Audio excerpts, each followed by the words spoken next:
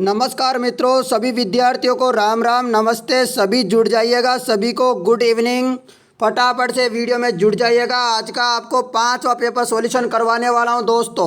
जो आपका पेपर हुआ था 23 मार्च 2019 को, उसका मैं सॉल्यूशन करवा रहा हूं। आज आपको टोटल मैं 44 पेपरों का सॉल्यूशन आपको करवाऊंगा। इससे पहले के 4 पेपर का सॉल्यूशन मैं करवा चुका हूं, उन्हें ज़रूर देख लेना। डिटेल के साथ करवा रहा हूं मैं इन प्रश्नों को। पेपर तो सोल्व करवा ही रहा हूँ, उसके साथ डिटेल भी दे रहा हूँ ताकि आपको हर प्रकार की जानकारी समझ में आ सके। चलो शुरू करते हैं। सभी जुड़ गए होंगे, आशा करता हूँ मैं ऐसी। प्रश्न है आपका, निम्नलिखित में से कौन सी लोक संस्कृति एवं नृत्य शैली केवल मात्र जयपुर से संबंधित है? तो जयपुर से संबंधित कौन सी है अब दोस्तों बताइएगा।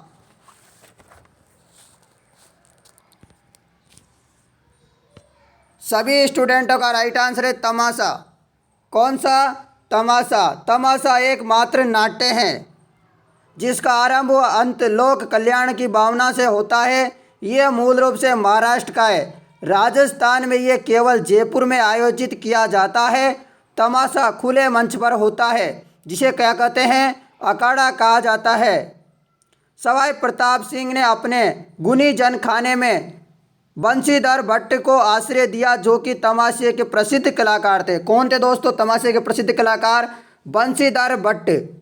और आश्रय किसने दिया था? सवाई प्रताप सिंह ने, जिन्होंने जो ये बनाया था हवा महल। सवाई प्रताप सिंह ने हवा महल बनाया था, याद रख लेना।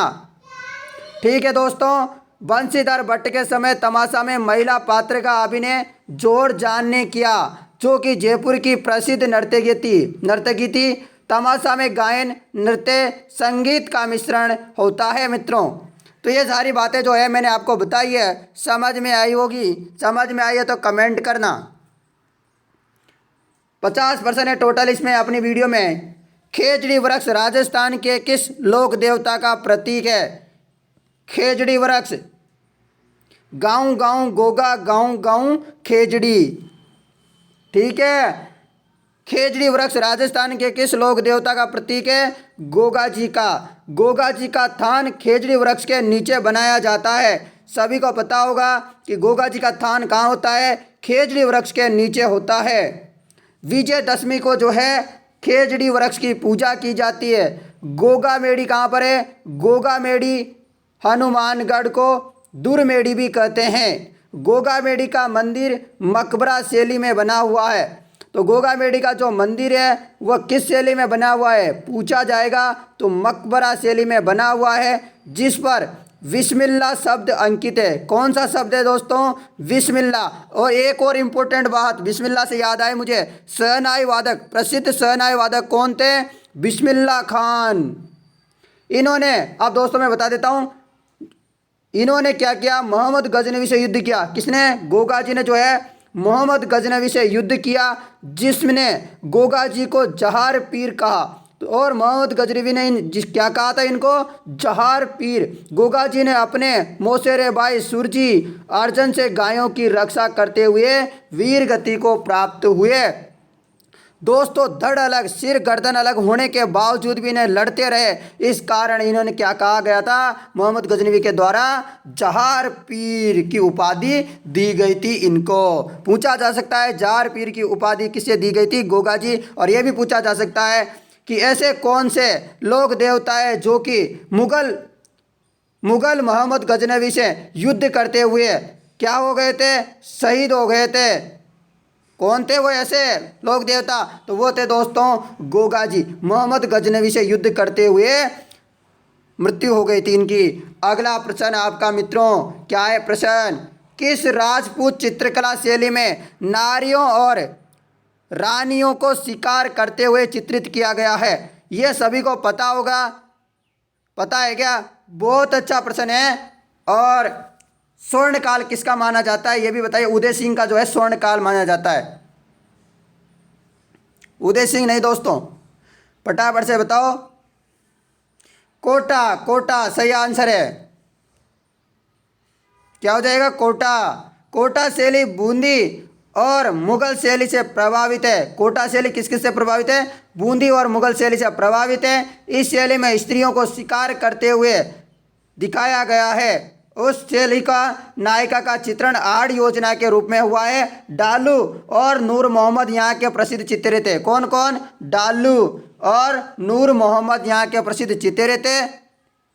और उम्मेद सिंह के काल को क्या माना जाता है? स्वर्ण काल माना जाता है दोस्तों। कोटा चित्रशैली का स्वर्ण काल पूछा जाए उम्मेद सिंह के काल में। अगला प्रश्न है दोस्तों, क्या है? ब्रतरी मेला। ब्रतरी मेला राजस्थान के किस जिले में आयोजित होता है? तो दोस्तों ब्रतहरी सरिस्का के जंगलों, अब मैं इतना सारा बता देता हूँ, सरिस्का के जंगलों में ये मेला आयोजित होता है दोस्तों। ये है अलवर। अलवर दोस्तों, अलवर सही आंसर हो जाएगा। ब्रतरी मेले का आयोजन भाद्रपद शुक्ल अष्टमी को, कब? भाद्रपद शुक्ल अष्टमी को अलवर जिले में किया जाता है। अगला प्रश्न है आपको मित्र यहाँ पर, ठीक है दोस्तों, ठीक है प्यारे भाई, आपके लिए प्रश्न है, किस राज्य के शासक को राजस्थान संघ का राज प्रमुख बनाया गया? किस राज्य के शासक को राजस्थान संघ का राज प्रमुख बनाया गया? सही आंसर है कोटा। राजस्थान का एकीकरण 7 चरणों में हुआ था, सभी को पता है। 7 चरणों में पूर्ण हुआ। एकीकरण के द्वितीय चरण में राजस्थान संघ अस्तित्व में आया। क्या आया? द्वितीय चरण में राजस्थान संघ अस्तित्व में आया 25 मार्च 1948 में। इसमें कोटा, बूंदी, टोंक, झालावाड़, डूंगरपुर, बांसवाड़ा, प्रतापगढ़, शाहपुरा, किशनगढ़ रियासतों एवं कुशलगढ़ ठिकानों को शामिल किया गया था और राजस्थान संघ का निर्माण। कोटा को राजधानी बनाया गया। कोटा के शासक भीम सिंह, कोटा के शासक कौन थे उस समय? भीम सिंह को राज प्रमुख तथा गोकुल लाल असावा को प्रधानमंत्री बनाया गया। याद रखना है, शासक तो बनाया गया था भीम सिंह को राज प्रमुख, है ना, और गोकुल लाल असावा को प्रधानमंत्री। अगला प्रश्न, यह स्थान जहां कालीबाई शहीद हुई थी वह है? तो दोस्तों डूंगरपुर जिले का एक गांव है। उस गांव का नाम क्या है दोस्तों? तो उस गांव का नाम है रास्तापाल। क्या है दोस्तों? रास्तापाल। अपने मास्टर जी की रक्षा करते हुए कालीबाई शहीद हो गई थी दोस्तों रास्तापाल गांव में। जून 1947 को, यहाँ पर आप सभी को पता है, जब रास्तापाल में कालीबाई अपने शिक्षक नानाबाई खाट सेंधाबाई को पुलिस ज्यादती से बचाने के क्रम में शहीद हो गई। तो पुलिस से जो है बचाने के चक्कर में क्या हो गई थी? कालीबाई शहीद हो गई थी। अपने शिक्षक नानाबाई खाट और सेंधाबाई को बचाने के चक्कर में शहीद हुई। देखिएगा दोस्तों, इतना जुनून था कालीबाई में। अगला प्रश्न है आपका, राजस्थान के प्रथम राज्यपाल। राजस्थान के प्रथम राज्यपाल बताइए, सभी को बताना है। राजस्थान के प्रथम राज्यपाल है गुरु निहाल सिंह। और राजस्थान के जो निर्वाचित नहीं, मनोनीत किए गए थे यानी कि चुने गए थे, वो मुख्यमंत्री कौन है? हीरालाल शास्त्री जी। कौन? हीरालाल शास्त्री जी, याद रखना। अब मैं आपको इनके बारे में कुछ बता देता हूँ। राजस्थान में 1 नवंबर 1956 को राज्य पुनर्गठन आयोग की सिफारिश से राज प्रशस्ति के पद को समाप्त किया गया तथा राज्यपाल पद का गठन किया। उस प्रकार 1 नवंबर 1956 को गुरुमुख निहाल सिंह राजस्थान के प्रथम राज्यपाल बने। कब बने मित्रों? 1 नवंबर 1956 को। इससे पहले कौन सा पद चलता था? राज्यपाल की जगह राज प्रशस्ति का पद होया करता था। अगला प्रश्न है मित्रों, प्रश्न है आपके लिए, तिलवाड़ा पशु मेला। तिलवाड़ा पशु मेला किस लोक देवता की स्मृति में आयोजित होता है? तो दोस्तों इसका सही जवाब एकदम है मल्लीनाथ जी। मल्लीनाथ जी यानी कि मेवा नगर के शासक थे। मल्लीनाथ जी कहाँ के शासक थे? मेवा नगर के शासक थे। बाड़मेर में लूनी नदी के किनारे तिलवाड़ा में इनका मुख्य मंदिर है। यहीं पर इनकी स्मृति में पशु मेले का आयोजन होता है, मल्लीनाथ पशु मेला, ठीक है, या तिलवाड़ा पशु मेला कहाँ है? बाड़मेर में है। ठीक है मित्रों, अगला प्रश्न है आपका, अमीर हमीर रासों का लेखक कौन है? हमीर रासों का लेखक कौन है? वेरी वेरी इंपॉर्टेंट प्रश्न। जोधराज। क्या हो जाएगा? जोधराज हमीर रासों का लेखक है। हमीर रासो ग्रंथ की रचना जोधराज ने, ये क्या था? ग्रंथ रणथंभौर के चौहान राजाओं की जानकारी मिलती है। हमीर रासों में किसकी जानकारी मिलती है पूछा जाए तो इसमें मिलती है रणथंभौर के चौहान राजाओं के बारे में जानकारी। ठीक है मित्रों, चलो अगला प्रश्न है, राजस्थान के कौन से शासक को विद्वानों ने हिंदू पथ कहा? राजस्थान के कौन से शासक को विद्वानों ने हिंदू पथ की उपाधि दी? तो वो थे सांगा। सांगा के पिता का नाम रायमल था। याद रखिएगा, सांगा के पिता का नाम क्या था? रायमल। माता का नाम श्रृंगार देवी। माता का नाम श्रृंगार देवी। महाराणा सांगा को हिंदू पथ और सैनिकों का भग्नावशेष, भग्नावशेष इसके लिए कहा गया क्योंकि इनके शरीर पे इतने घाव हो गए थे तो आप सोचोगे भी नहीं। फिर भी देख लो दोस्तों, युद्ध करते रहे। इनकी छत्री मांडलगढ़। मांडलगढ़ कहाँ है दोस्तों पूछा जाता है? मांडलगढ़। मांडलगढ़ है दोस्तों भीलवाड़ा में, इनकी छत्री मांडलगढ़ भीलवाड़ा में सांगा जी की छत्री। अगला प्रश्न की तरफ बढ़ते हैं मित्रों।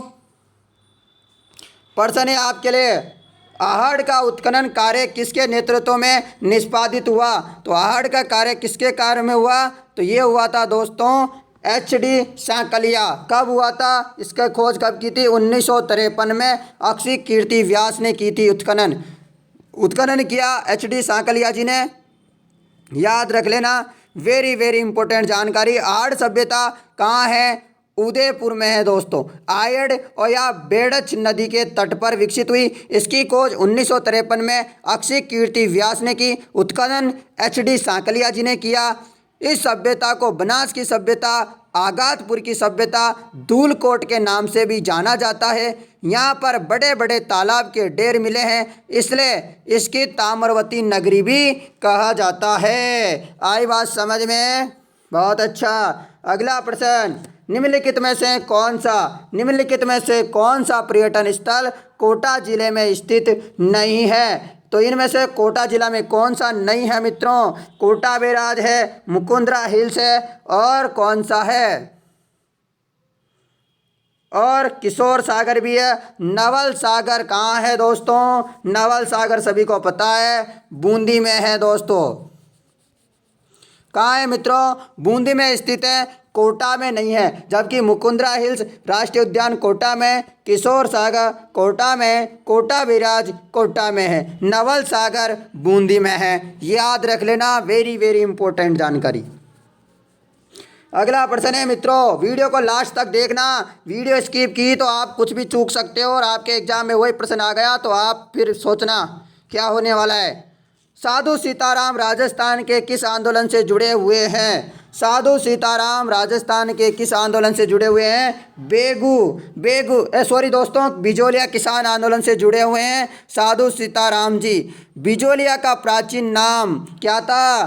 बिज्यापल्ली। क्या था दोस्तों? बिजोलिया का प्राचीन नाम बिज्यापल्ली था। ये भीलवाड़ा में ऊपर माल पटारी क्षेत्र में स्थित है। इस रियासत की स्थापना अशोक परमार ने की थी। बिजोलिया किसान आंदोलन कब से कब तक? 1897 से और 1941 तक 44 वर्षों तक चला। दोस्तों देख लीजिएगा, 44 वर्षों तक जो है बिजोलिया किसान आंदोलन चला। 1897 से लेकर के 1941 तक 44 वर्षों की अवधि तक चलने वाला भारत का पहला अहिंसक आंदोलन था। इस आंदोलन का शुरुआती नेतृत्व किसने किया था? साधु सीतारमण ने किया था। जबकि बाद में विजय पथिक, माणिक्य लाल वर्मा, जमुना लाल बजाज, हरिभाऊ उपाध्याय ने जैसे नेताओं ने भाग लिया और इस जो आंदोलन को सफल बनाया।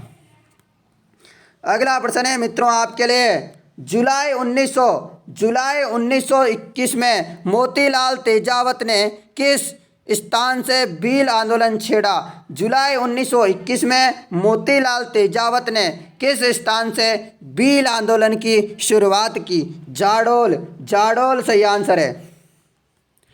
अगला प्रश्न है मित्रों आपके लिए। प्रश्न क्या है? साकर खान को 2012 में किस लोक वाद्य में प्रवीणता के लिए पद्मश्री से सम्मानित किया गया? आपकी परीक्षा में नहीं पूछा जाएगा, परंतु याद रखना कामयच्चा। कामयच्चा एक तत्ववाद्य यंत्र है, पूछा जा सकता है, यह चीज़ पूछी जा सकती है बस आपसे। कामयच्चा एक किस प्रकार का वाद्य यंत्र है? तो तत्ववाद्य यंत्र है। ठीक है, ये जैसलमेर बाड़मेर का प्रसिद्ध वाद्य यंत्र है। मांगलिया यार, मांगणिया यार, मांगणिया यार, मांगणिया यार जाति इसका प्रयोग करती है। साकर खान उसके प्रसिद्ध कलाकार है जिन्हें 2012 में पद्मश्री से सम्मानित किया गया। अगला प्रश्न है मित्रों, निम्नलिखित में से कौन कोटा में 1857 की क्रांति का नेता था? कौन था दोस्तों? सही आंसर देना, वेरी वेरी इंपॉर्टेंट। जय दयाल, जय दयाल।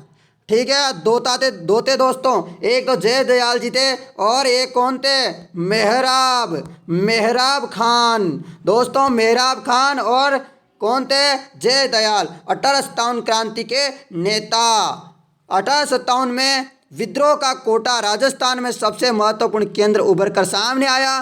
कोटा में 15 अक्टूबर 1857 को जय दयाल और मेहराब खां के नेतृत्व में विद्रोह शुरू होता है।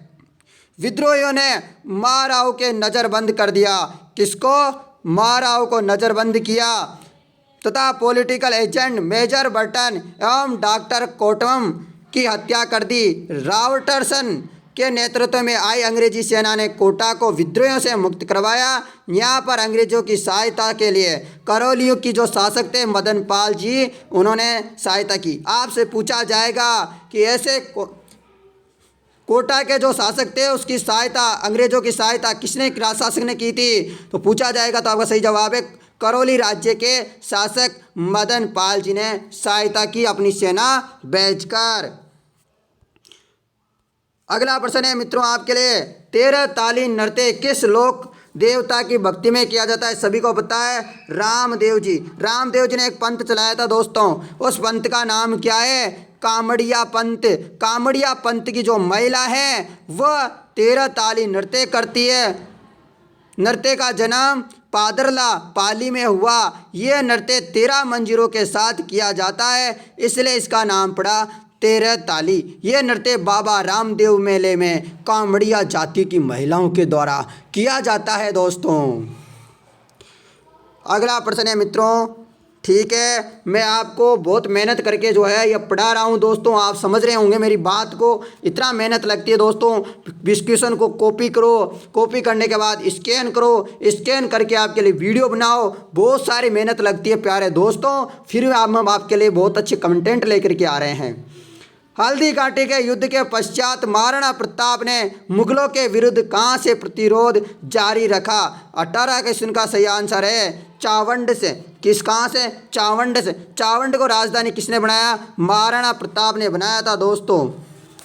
30 सालों तक राजधानी रहा था ये, 1585 से लेकर के 1615 तक। याद रख लेना, 1615 के बाद फिर राजधानी बनाया गया चित्तौड़ को। महाराणा प्रताप ने हल्दी घाटी के युद्ध के पश्चात मुगलों के विरुद्ध प्रतिरोध चावंड से जारी रखा, चावंड को अपनी राजधानी बनाया। इसे मेवाड़ की संकटकालीन राजधानी कहा जाता है। संकटकालीन राजधानी किसे कहा जाता है? पूछा जाए तो चावंड होगा। क्या होगा दोस्तों? चावंड होगा। अगला प्रश्न है मित्रों, राणा सांगा के उस सहयोगी का नाम बताइए जिसने खानवा युद्ध में के नाजुक पड़ाव पर अपना समर्थन वापस ले लिया था। सही जवाब है ऑप्शन ए सहलदी तंवर। खानवा के युद्ध में राणा सांगा के सहयोगी रायसीन के सलहदी तंवर व नागौर के खानजदा ने युद्ध के अंतिम दौर में राणा सांगा का साथ छोड़ बाबर से जा मिले थे दोस्तों। इसी कारण दोस्तों यहाँ पर जो है सांगा जी को जो है हार का सामना करना पड़ा। और भी बहुत सारी कमियां थी, ये तो थी सही। प्रश्न अगला, निम्नलिखित में से कौन सा शिलालेख प्रतिहारों का इतिहास बताता है? प्रतिहारों का इतिहास कौन सा बताता है शिलालेख? तो वह बताता है मंडोर का शिलालेख। मंडोर शिलालेख गुर्जर प्रतिहार शासक बावक ने 837 ईस्वी में खुदवाया। इससे गुजर प्रत्यार शासकों की वंशावली तथा शिव विष्णु पूजा के बारे में जानकारी मिलती है। अगला प्रश्न है, जेला जमेला पीपल पत्रा अगोटिया शरीर के किस अंग के आभूषण है? जेला जमेला पीपल पत्रा अगोटिया कहाँ के आभूषण है मित्रों? कान के आभूषण है मित्रों, कान के। जोला जमेला पीपल पत्रा अगोटिया आभूषण कान के पहने जाने वाले आभूषण है। सभी को याद हो तो फटाफट से आंसर का कमेंट कर दीजिएगा। अब मैं पानी वगैरह पी लेता हूँ दोस्तों, अब थक चुका हूँ क्योंकि बहुत सारी वीडियो बना ली है मैंने, आप भी पी लीजिएगा। चलते हैं दोस्तों, अगला प्रश्न है आपके लिए, बहुत अच्छा, सबका आंसर आ रहा है। चेत सागर का तालाब कहाँ स्थित है? जेत सागर का तालाब कहाँ है दोस्तों? बूंदी में है दोस्तों। बूंदी में कौन कौन से तालाब है मैं बता देता हूँ। एक तो जेत सागर है, उसके अलावा नवलखा, ये मेरा ही ज़िला है दोस्तों जहाँ पर मैं आपसे पढ़ाता हूँ आपको। नवलखा ज़िला, नवल सागर भी है यहाँ पर, जेत सागर, गुडा, गरदड़ा, भीमलत तालाब इत्यादि है। फिर से बता देता हूँ बूंदी में क्या क्या है। नवलखा झील है, नवल सागर है, जेत सागर है, गुडा है, गरदड़ा है, भीमलत तालाब है ना, इत्यादि है यहाँ पर। ये आपको याद रखना है। तारागढ़ महल यहाँ पर है। ये जो चीज़ें हैं आपको याद रखनी है, वेरी वेरी इंपॉर्टेंट हो जाती है एग्जाम की दृष्टि से। प्रश्न है आपका, राजस्थान की प्रथम महिला पायलट कौन थी? राजस्थान की प्रथम महिला पायलट थी नम्रता भट्ट। कौन थी दोस्तों? नम्रता भट्ट थी दोस्तों। अगला प्रश्न है आपके लिए, प्रश्न क्या है ध्यान से पढ़ना है। किस दुर्ग का सबसे ऊंचा बाग मीरान साहब की दरगाह कहलाता है? किस दुर्ग का सबसे ऊंचा बाग मीरान साहब की दरगाह कहलाता है? तो दोस्तों रणथंभौर तो है नहीं, तारागढ़ बूंदी वाला है नहीं, जूनागढ़ है नहीं, तो क्या है दोस्तों? तारागढ़ अजमेर। तो दोस्तों कभी आप तारागढ़ में गए हों तो वहाँ पर मीरान साहब की दरगाह है दोस्तों। ऊपर ही ऊपर जाते हैं ना तो वहाँ पर बिल्कुल बीच से में पानी वगैरह भरा है, तो साइड में जाओगे आप, कभी गए हो तो आपने देखा होगा, ठीक है। तारागढ़ का निर्माण कब किया गया था दोस्तों? 1113 ईस्वी में। कब? 1113 ईस्वी में अजय पाल के द्वारा। अजय पाल जो थे, अजय पाल चौहान ने निर्माण करवाया था। यह दुर्ग राजस्थान का जिब्राल्टर कहलाता है। तारागढ़ दुर्ग जो अजमेर वाला, इसे क्या कहते हैं? राजस्थान का जिब्राल्टर। यहाँ पर मीरान साहब की दरगाह अवस्थित है। जिले का सबसे ऊंचा बाग है यहाँ पर, और यह कौन से पहाड़ में बना हुआ है? टोडगढ़ पर, टोडगढ़ पहाड़ी पर सबसे ऊंची पहाड़ी है मध्य अरावली की। अगला प्रश्न है मित्रों, जगत शिरोमणि मंदिर किस दुर्ग के उत्तर पश्चिम में स्थित है? जगत शिरोमणि मंदिर किस दुर्ग के उत्तर पश्चिम में स्थित है? सही जवाब है आमेर के। आमेर के उत्तर पश्चिम में स्थित है। आमेर दुर्ग में शिला देवी मंदिर, जगत शिरोमणि मंदिर, सुहागिन मंदिर अवस्थित है। ये आप स्थित कदमी महल में राज्याभिषेक समारोह होता था। तो आपसे पूछा जाए कि आमेर महल में जो राज्याभिषेक कौन से महल में होता था? कदमी महल में राज्याभिषेक समारोह आयोजित होता था। अगला प्रश्न, अरावली पहाड़ियों में सालर वृक्ष की ऊंचाई पर मिलते हैं। तो सालर वृक्ष कितनी ऊंचाई पर मिलते हैं? लगभग 400 मीटर से, गलत, 400 मीटर से अधिक, ठीक है दोस्तों, 450 मीटर से अधिक आपको याद रखना है। वेरी वेरी इंपॉर्टेंट है सालर के वृक्ष, ठीक है। अगला प्रश्न है आपका, सालर के और सर्वाधिक कहाँ मिलते हैं बता दूं? बांसवाड़ा में। निम्नलिखित में से कौन सा पेड़ गोंद का अच्छा स्रोत है? तो गोंद किससे मिलता है? तेंदू से। तो अपन बीड़ियाँ बनाते हैं दोस्तों, बीड़ी बंडल उद्योग में काम लिया जाता है तेंदू। अब बताओ आप, पेड़ गोंद का अच्छा स्रोत कौन सा है? सही आंसर है सालर। गोंद का स्रोत कौन सा है? सालर। अगला प्रश्न क्या है मित्रों? वन रिपोर्ट 2017 के अनुसार निम्नलिखित जिलों में से कौन से जिले में राजस्थान में सर्वाधिक झाड़ी क्षेत्र पाया जाता है? 28वें का सही जवाब है पाली। अगला प्रश्न है आपके लिए, निम्नलिखित में से कौन सा खनिज सिंगाना के मदाना कुंदान में क्षेत्र में से निकलता है? सही आंसर है इसका भी तांबा। तांबा एकदम सही आंसर है। अगला प्रश्न है मित्रों आपके लिए, निम्नलिखित में से किस प्रकार का कोयला गुणवत्ता में सर्वश्रेष्ठ माना जाता है? एंथ्रासाइट। एंथ्रासाइट सबसे अच्छा गुणवत्ता में कोयला माना जाता है। अब बता दूं डिटेल आपको, सारे कोयले के बारे में बताऊंगा मैं, ध्यान से पढ़ लेना। एंथ्रासाइट। एंथ्रासाइट यह सर्वोत्तम किस्म का कोयला है। इसमें कार्बन की मात्रा 80 से 95% तक कोयला पाया जाता है एंथ्रासाइट में। ठीक है। विटामिन्स, ये विटामिन्स जो देख लीजिएगा, विटामिन्स के बारे में बता दूं, ये मध्यम श्रेणी का कोयला होता है। विटामिन्स ये मध्यम श्रेणी का कोयला होता है। भारत में अधिकतर उसी श्रेणी का कोयला पाया जाता है जिसमें क्या होता है 45 से 72% तक कोयला पाया जाता है, कार्बन पाया जाता है। इसे क्या कहते हैं? विटामिन्स। उसके अलावा अगला है दोस्तों लिग्नाइट। दोस्तों लिग्नाइट के बारे में सुनिए। निम्न श्रेणी का कोयला है, इसे भूरा कोयला भी कहते हैं। लिग्नाइट कोयले को भूरा कोयला भी कहते हैं। इसमें जो कार्बन की मात्रा है वो 30 से 50% तक पाई जाती है। अगला कोयला है आपका पीट कोयला। यह कोयला बनने की प्रक्रिया में मध्यवर्ती अवस्था में इसमें लकड़ी के अंश स्पष्ट रूप से मिलते हैं। तो दोस्तों सबसे खराब जो कोयला होता है वो पीट प्रकार का कोयला होता है, प्रारंभिक अवस्था होती है। अगला प्रश्न है आपका, क्या है दोस्तों? ध्यान से पढ़िएगा। सिरोही उदयपुर चित्तौड़ कोटा 12 राजमार्ग का नया नंबर क्या है? सभी को पता होगा, इस प्रश्न का राइट आंसर बताओ। सभी का राइट आंसर आना चाहिए। सिरोही उदयपुर चित्तौड़ कोटा 12 राष्ट्रीय राजमार्ग का नया नंबर NH 27। कौन सा? NH 27। सिरोही उदयपुर चित्तौड़ कोटा 12 राष्ट्रीय राजमार्ग का वर्तमान नया नंबर क्या है? NH 27 से कर दिया गया है। ये राज्य के 7 जिलों से गुजरता है। ये NH स्वर्णिम चतुर्भुज योजना व पूर्व पश्चिम कॉरिडोर में शामिल है। किसमें? NH स्वर्णिम चतुर्भुज योजना व पूर्व पश्चिम कॉरिडोर में शामिल है ये।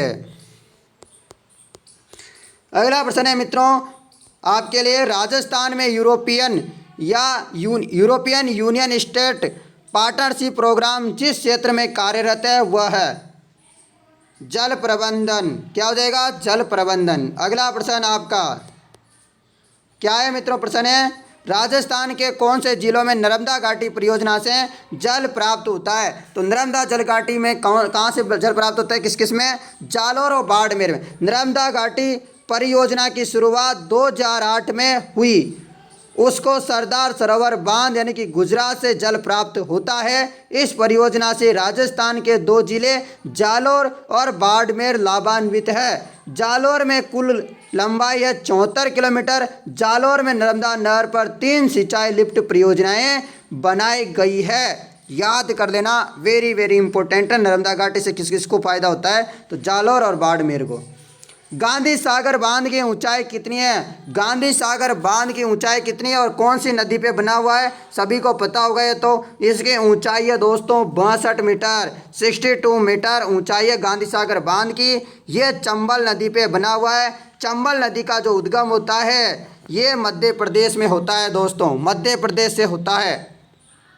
एंड होता है दोस्तों उत्तर प्रदेश में इटावा गांव में, इटावा में। ठीक है। इसकी ऊंचाई 62 मीटर है। चंबल नदी पर 4 बांध बने हुए हैं।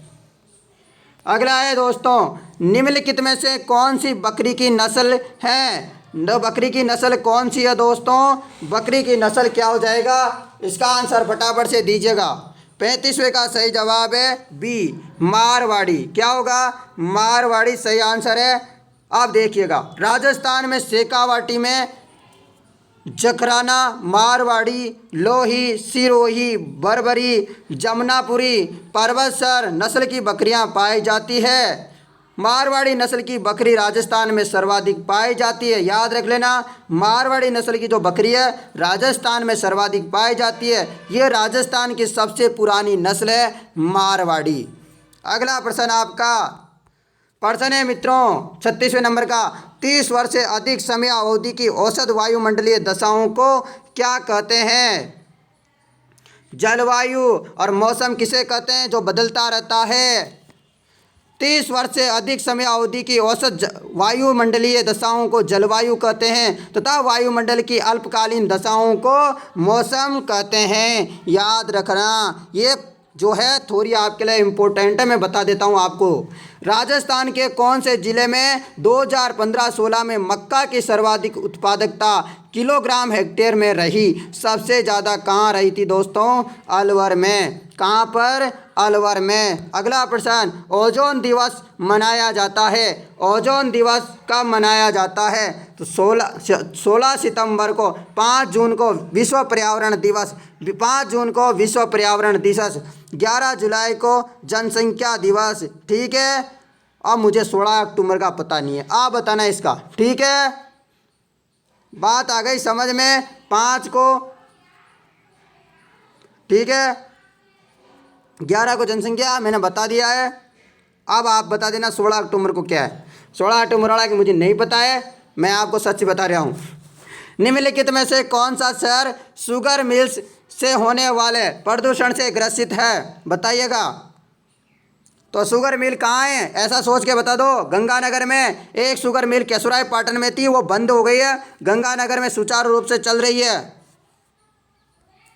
चुकंदर से भी दोस्तों शक्कर बनाई जाती है, पता हो तो आपको। अगला, निम्नलिखित में से कौन सा वन्य जीव अभ्यारण्य धौलपुर में स्थित है?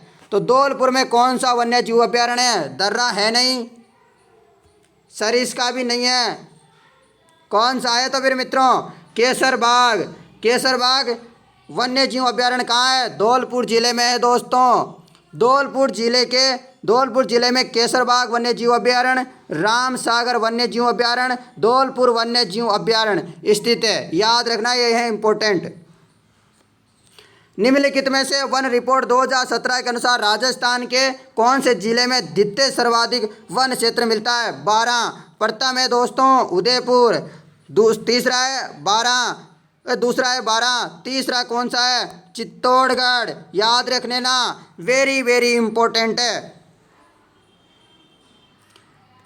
चलो अगला प्रश्न है आपका, राजस्थान की मोटा पादप प्रजाति किस वास का वर्ग है? किस का वर्ग है दोस्तों? सही जवाब है जलवास का। राजस्थान की मोटा पादप प्रजाति किस वास का वर्ग है? जलवास का। अगला प्रश्न आपके लिए, राजस्थान, यही प्रश्न रिपीट हो गया है। अगला प्रश्न है आपका, केसर बाग वन्य जीव अभ्यारण्य राजस्थान के निम्नलिखित में से किस जिले में है? तो अभी तो बताया था मैंने, ये प्रश्न आपको धौलपुर में है दोस्तों। धौलपुर जिले में एक ही पेपर में देख लो 2 प्रश्न आ गए थे दोस्तों, एक ही वन्य जीव अभ्यारण्य से, एक ही पेपर के मैं प्रश्न करवा रहा हूँ ये आपको। धौलपुर जिले में केसर बाग वन्य जीव अभ्यारण्य, राम सागर वन्य जीव अभ्यारण्य, धौलपुर वन्य जीव अभ्यारण्य है। याद रखना। अगला प्रश्न है आपके लिए, प्रश्न क्या है मित्रों? निम्नलिखित में से कौन सा मृदाओं के द्वितीयक पोषण तत्वों का उदाहरण नहीं है? पोटास नहीं है दोस्तों, उसके अलावा मैग्नीशियम, कॉपर, ये राइट आंसर हो जाएगा। बोरॉन। अगला प्रश्न क्या है दोस्तों? 45वें नंबर का प्रश्न है, राजस्थान में चूरू जिले में कोपेन वर्गीकरण के अनुसार किस प्रकार की जलवायु पाई जाती है? तो सभी को पता होगा, BWHW। ठीक है मित्रों, कोपेन ने जलवायु वर्गीकरण का वनस्पति के आधार पर किया था। चूरू जिले में शुष्क मरुस्थलीय जलवायु में स्थित है, जिसे कोपेन ने BWHW जलवायु से प्रदर्शित किया।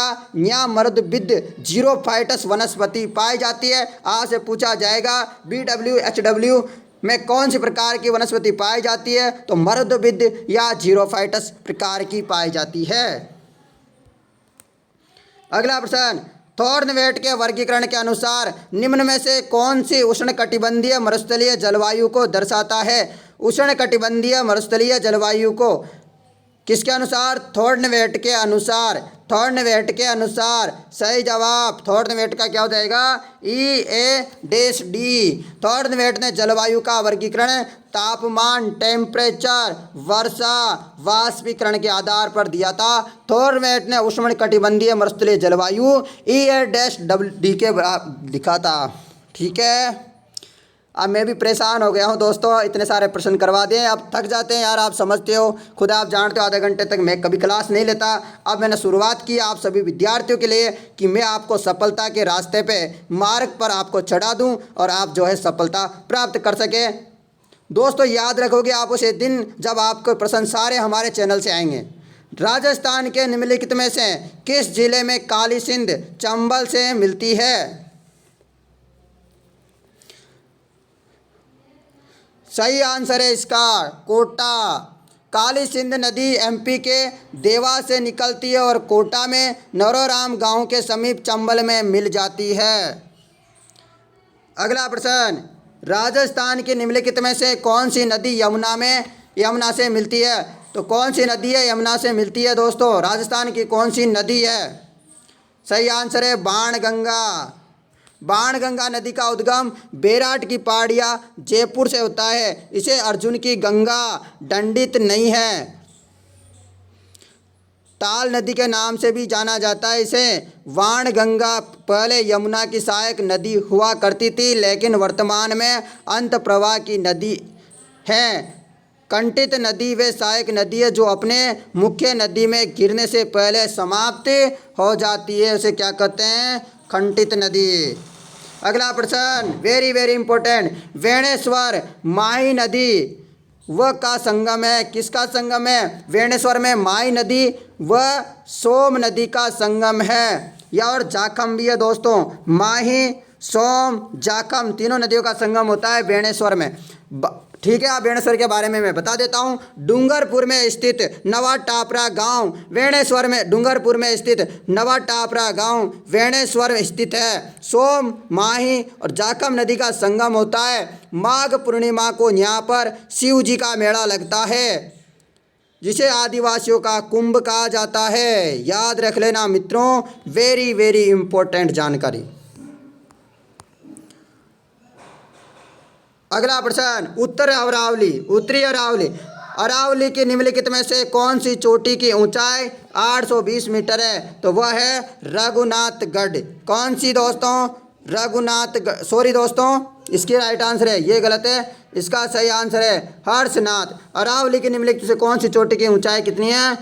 820 मीटर हर्षनाथ की है दोस्तों। रघुनाथगढ़ की कितनी है या बताइएगा फटाफट से? 1055 मीटर है दोस्तों रघुनाथगढ़ की। हर्षनाथ की है 820 मीटर। और उसके अलावा बताओ, बाबई की कितनी है? 920 मीटर। 820 नहीं है, 920 है बाबई की। और खो की कितनी है? सॉरी मित्रों, आपको मैं बता दूं, थोड़ा डाउट हो गया। बाबई की कितनी है? बाबई की है दोस्तों, बाबई कहाँ पड़ता है? बबाई कहाँ है? झुंझुनू में 880 किलोमीटर है इसकी। खो इसकी कितनी है? 920 मीटर। रघुनाथगढ़ की 1055 मीटर। हर्षनाथ की 820। तो ये याद रखना। अब मैंने बता दिया डिटेल के साथ, आपको सारी जानकारी दे दी है। सॉरी मित्रों, ठीक है, छोटे बच्चे थे दोस्तों, माफ़ कर दीजिएगा, चिल्ला रहे थे, इधर मस्ती कर रहे थे। ठीक है मित्रों, आशा करता हूँ मेरे द्वारा पढ़ाई गई आज क्लास आपको पसंद आई होगी। पसंद आई है तो इस वीडियो को शेयर करना, ताकि सभी विद्यार्थियों तक हमारी जो है ये बात पहुंच पाए। और RSSB में सामान्य ज्ञान के जो प्रश्न पूछे गए थे गत परीक्षाओं में 2015 से लेकर के 2019 तक, वो सारे प्रश्न मैं आपको करवा रहा हूं, ताकि आप जो है सफलता के मार्ग पे चलें और आपको एक दिन हमारे से सफलता मिले और सभी अपने मम्मी पापा का, गांव का नाम रोशन करें। आप सभी को गर्व हो कि हम नौकरी लगे हैं। धन्यवाद मित्रों।